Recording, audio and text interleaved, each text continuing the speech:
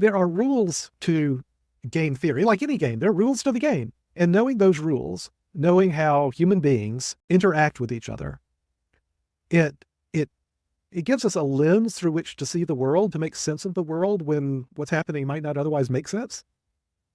So Yeah, there's no way that Hillary Clinton is running again. Too old, too frail, too pale. I love the Emperor's New Clothes. I think it's such an important story because I think the common knowledge game that it exemplifies is, I just think it's the most important game we play uh, as a crowd, as a social animal.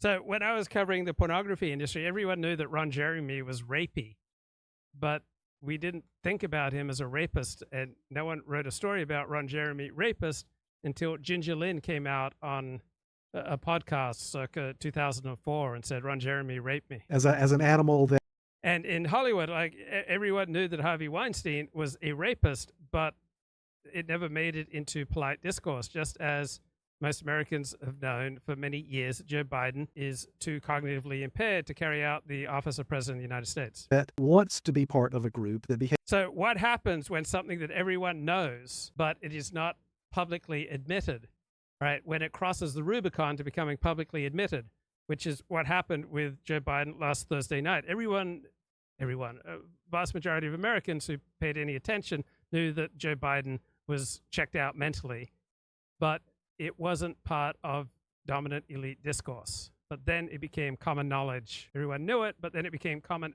public knowledge. Differently when it is part of a group. And nowhere do you see the tension